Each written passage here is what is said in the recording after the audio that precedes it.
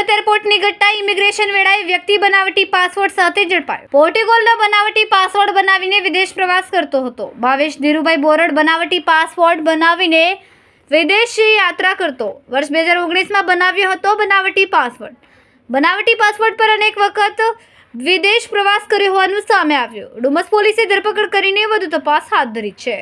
પોલીસે બનાવટી પાસપોર્ટ પણ જપ્ત કર્યો છે। બનાવટી પાસપોર્ટ ક્યાંથી બનાવ્યો, કોની પાસેથી બનાવ્યો તેની પણ તપાસ ચાલુ છે।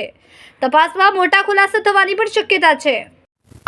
સુરત શહેર ખાતે એક વ્યક્તિ જે મૂળ અમરેલીનો અને લાંબો સમય સુરત શહેર ખાતે રહેલો ભાવેશ બોરડ નામનો એક વ્યક્તિ છે, જેની વિરુદ્ધ ડુમસ પોલીસ સ્ટેશનમાં ફરજી પાસપોર્ટ બનાવીને એનો યુઝ કરવા બદલનો ગુનો દાખલ કરવામાં આવેલો છે। આ બાબતે હકીકત એવી છે કે આ જે ભાવેશ બોરડ છે એ મૂળ અમરેલીનો વતની છે અને સુરત ખાતે રહેતો હતો। કોરોના પહેલાં 2019ની અંદર તેણે પોતાના ભારતીય પાસપોર્ટ ઉપર અહીંથી પોર્ટુગલ ટુરિસ્ટ વિઝા ઉપર ગયેલ હતો।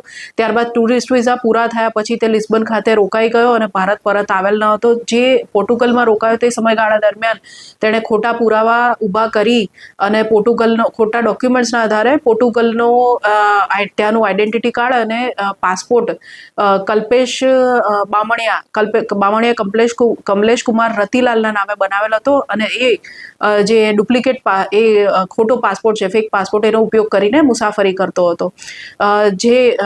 જે ઈસમ આ પાસપોર્ટ ઉપર જ્યારે થાઈલેન્ડના બેંકોકમાં મુસાફરી કરી ત્યારે ત્યાં ડિટેક્ટ થતાં કે ત્યાં ખોટો પાસપોર્ટ છે, એને પરત રિપોર્ટ કરવામાં આવેલો હતો। જે અંગે ઇમિગ્રેશન ઓફિસ દ્વારા સુરતમાં ડુમસ પોલીસ સ્ટેશન ખાતે તેને રજૂ કરી વિગતો આપવામાં આવતા અત્રે ગુનો દાખલ કરવામાં આવેલ છે।